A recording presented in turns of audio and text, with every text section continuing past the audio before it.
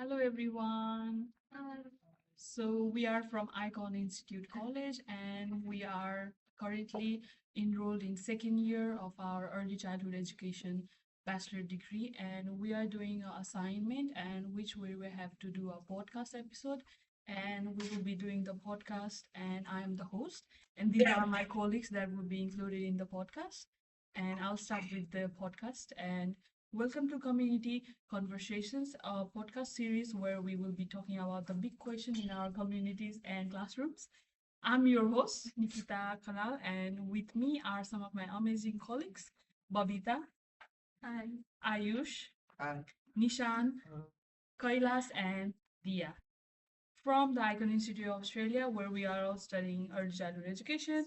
Today's show is part of our sociology and family studies series, where we explore the ways social structure, family systems, and community care shape children's learning and wellness. The subject of our conversation is a critical one, that is, how much are emergencies, public health, family violence, divorce, trauma, and grief and care across generations the responsibility of a community. We will examine both in theory and in practice if how we as educators, families, and communities alike play a critical role to support children, promote the social welfare. But first, let's do a quick round of intros. Share your programs, what brought you to the field of ECE, and why does topic interested you? That's a big subject, Babita. How do we begin to think about family today? Okay, thank you, Nikita, for letting me talk about the topic. I'd like to discuss about defining families and diversity. In Australia today, family is much more than blood relation. From a sociological perspective, it's the name given to a social group that supplies psychological, economic, and social support, regardless of legal or blood relation. I'd like to talk about some of the point like families come in all shape and size, from nuclear to single parents to blend or same-sex parent families and beyond, mirroring culture change, gender norms, and economic trends. This diversity is something educators need to be conscious every time. Every children lives a different home life, and inclusive practice ensure all children feel respected and represented. Ayush, how do you think diversity can inform our work in early learning settings? Absolutely, Babita. We we can't assume in early childhood settings that there is one normal family model. Some are settled between two households, other are raised by grandparents or other relatives. As a teachers, when we validate these truths, children feel seen and safe, making for stronger belonging and well-being. When teachers embrace family differences, it enables them to engage in true partnerships with parents and build environments where each child can thrive. That's a good question. So, what does influence children within these families?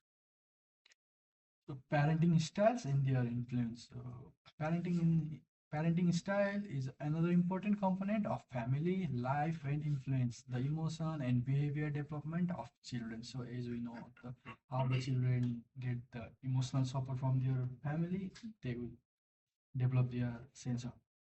Like in that way, there are four main styles that were determined by psychologist Diana Baumrind: authoritative, authoritarian, permissive, and uninvolved. The authoritative approach, which combines high warmth with clear expectation for ethical approach, which combines high warmth with clear expectation for ethical approach, behavioral and exercise of good judgmental build confidence, empathy, and resilience. Authoritarian or neglectful strategies, on the other hand, could endanger anxiety or rebellion. Early learning environment need to know and make sense of that information so teacher can react and modify instruction accordingly.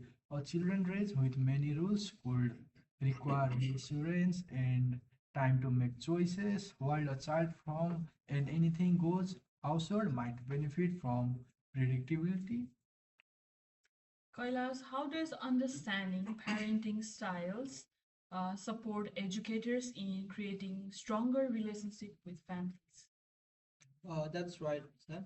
Understanding parenting styles can also assist educators is better communications with families and by knowing more about what parents are dealing with. Like teachers can provide guidance or help without judgments and trailers. Their strategy to individual families, it's a matter of cultural humility, active listening, and mutual trust. So that contribute to strong educator-family relationships. Okay, so let's hook this up to the theory. How does all of this map onto the Bronfen burners? Thank you, Nikita. So here is a theory for Bronfenbrenner's biological model. From a theoretical perspective, Bronfenbrenner's bioecological model explains how children develop in nested systems. The microsystems explains about family, school, and peers, whereas mesosystems explains about communication between microsystems. And here, exosystem, institutions such as workplace and community services, microsystem, and chronosystems can all contribute to development with Grace, Tonley, and Woodrow in 2022. For example, during the COVID-19 pandemic, cooperation between schools, health service, and families demonstrated the ways in which community system impact children's success. As Australian Government Department of Health and Aged Care Children 2023. Child well-being is therefore a collective responsibility that spans these integrated settings.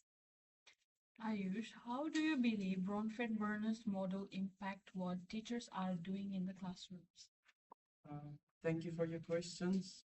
Uh, and I agree with you as well. As Bronfenbrenner notes, the reach of an educator spans far beyond the classroom. That's the kind of parent or home school relationship, which is one major system, and that's good for children. When communities band together and parents pull their weight, they build stable, nurturing little microsystems in which every child can flourish. Great insights. Now let's turn to another very important concept that gives us insight into the family process. So family process, basically the uh, family system theory. A second approach of the value is the Bowen theory, which see the family as a connected emotional system.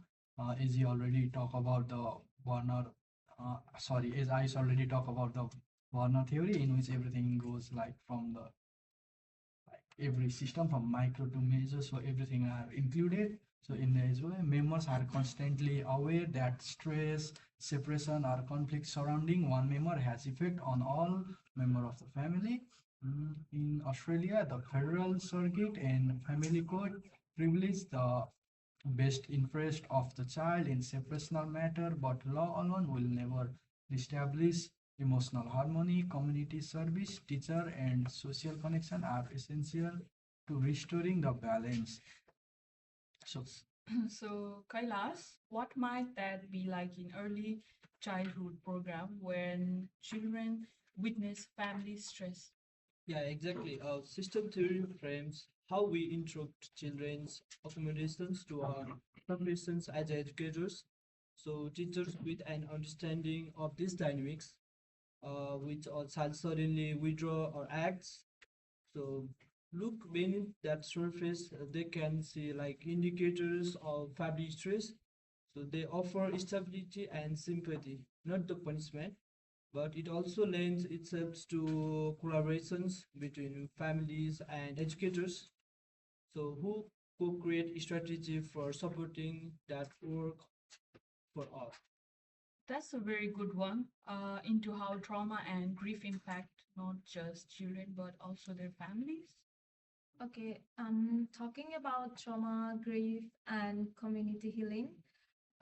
I like to add some point like this thing creates trauma and grief, powerful force that can cause children and families to break down.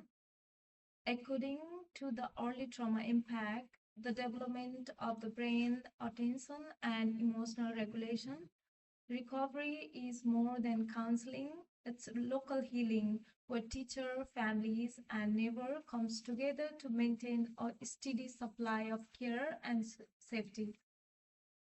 So, Dia, what are some of the obstacles with services working to respond to trauma within communities?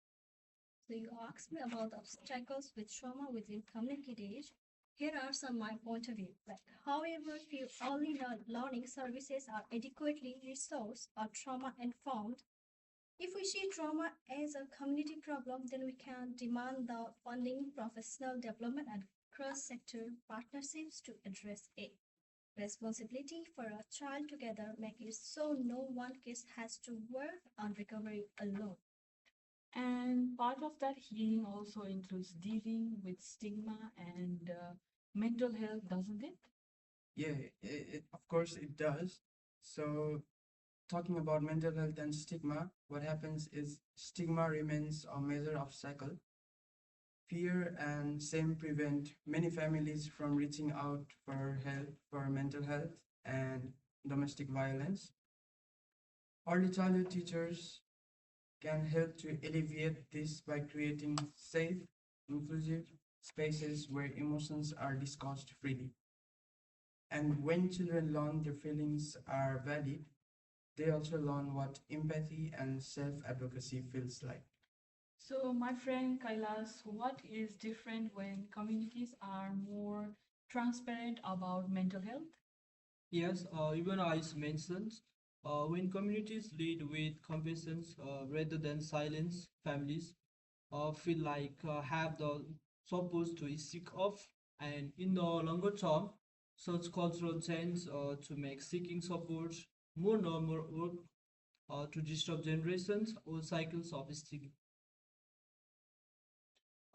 That's powerful. Well, let's consider yet another dimension, care between generations. Care between generations. So intergenerational care and connection. Intergenerational care and connection. Young children with elderly adults is another component of community responsibility. Studies indicate that these programs decrease loneliness in older adults and increase empathy and respect for children. They foster cross-cultural understanding and social unity. So here I'd like to add one real life example, which I saw back in my country, Nepal. So what happened?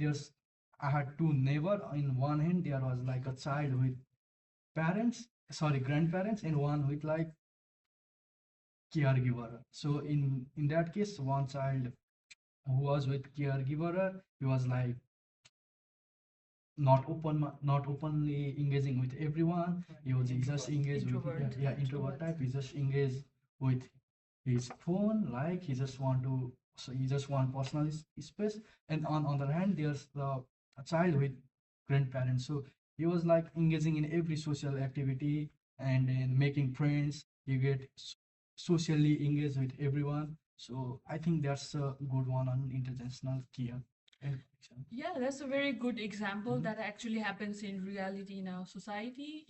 I think almost all countries are facing this type of uh, problems because all the family and all the parents are busy in their working life because they have to earn and there is financial issues that they need to deal with. So we will jump into another topic where my friend Babita, do you see a solution in integrational care as it exists?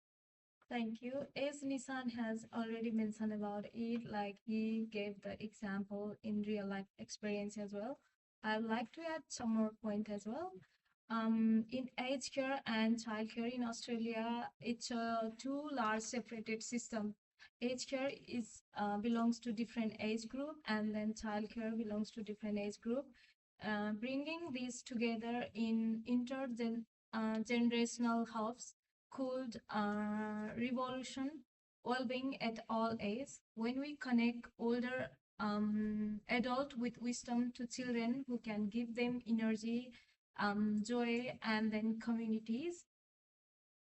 It is a very hopeful idea. Thank you for that. And what then does all this have to do with early childhood educators? Because we are in early childhood field, so we need to relate how we can help children in the early childhood education for a better future. So my friend Ayush will be talking after this. And the role of early childhood teachers, there are many roles, and one of them is like, so what do we need to do, and what does this all mean as an early childhood teacher? So, Ayush, do you want to get us started? Yeah.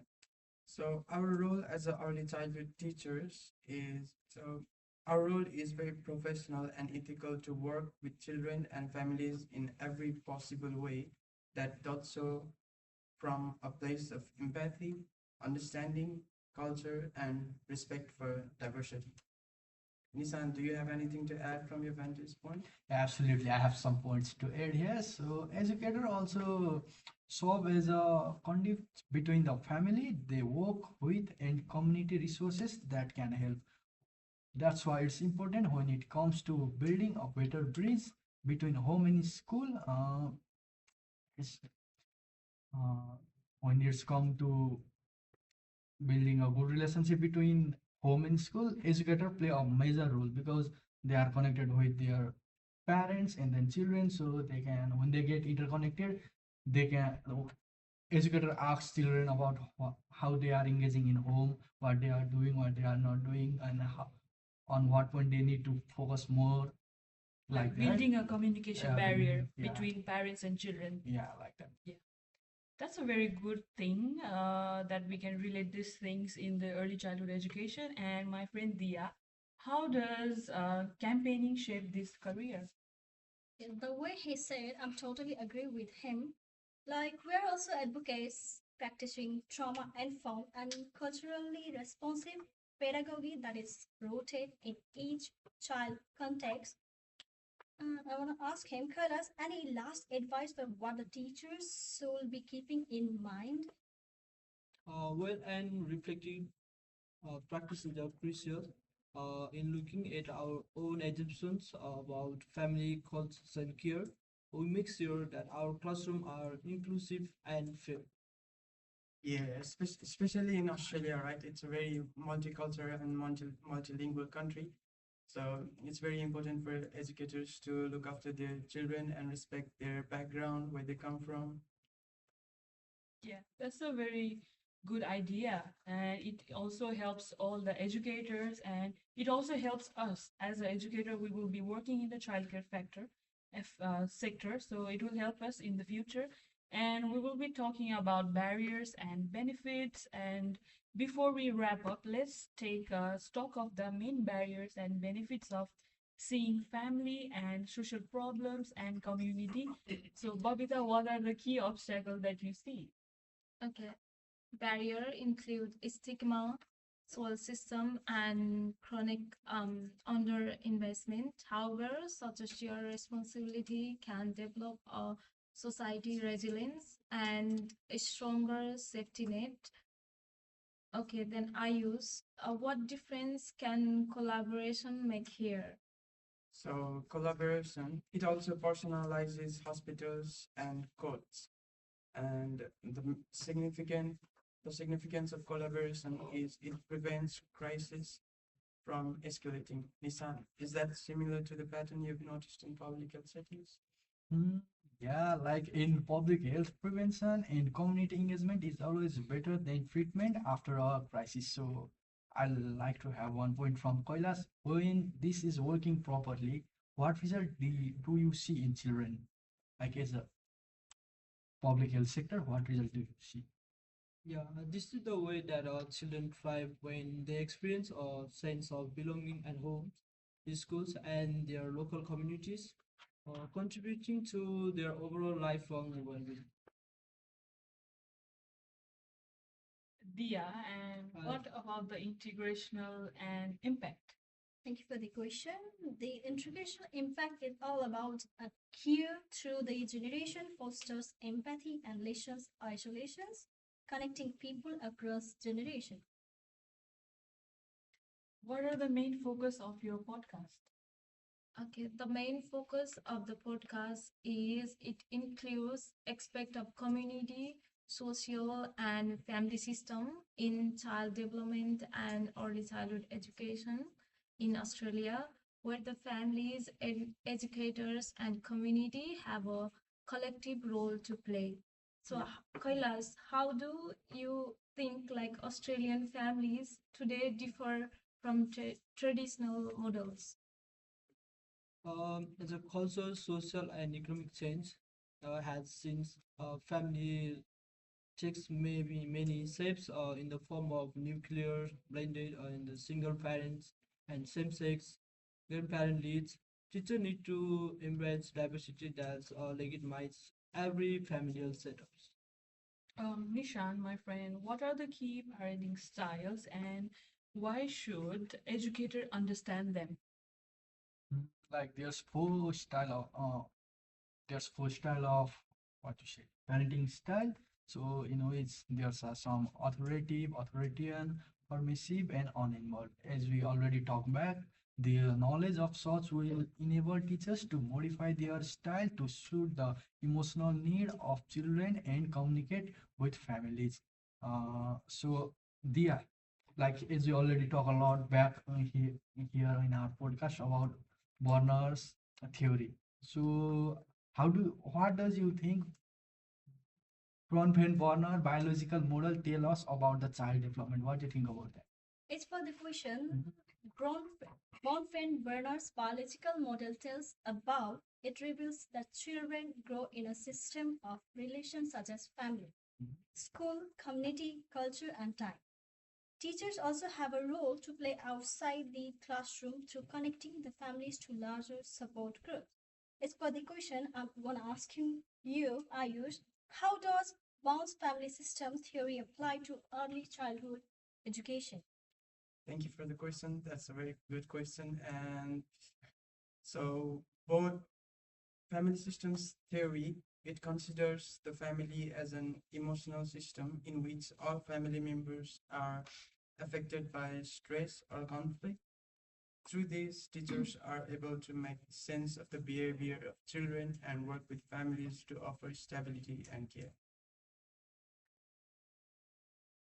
My friend Babita, what community challenges are linked to trauma and mental health? As we know, everything is interconnected with each other. Like family isolation can be caused by trauma, grief, and stigma. Trauma informed inclusive learning environment and campaigning of improved community funding and partnership are potentially supportive avenues that early childhood educator can offer to recovery. So, Kailas, what are intergenerational programs and how do they benefit children and older adults? International programs can be like and how they benefit children or and older adults. Uh, Such as these programs also unite the children and the seniors to exchange experience and which leads to less loneliness in older individuals and empathy, respect, and social bonding in all the children. So, my friend Nishan, what are the educators' role in building community partnerships? Educator, like they become the intermediate, so they are the bridge among the boom community services like empathy, cultural sensitivity, reflective practice, and advocacy on behaving of well-being of each side. So I'd like to have one question answer from Babita. What barrier and benefit arise when we treat family and social issue as community responsibility?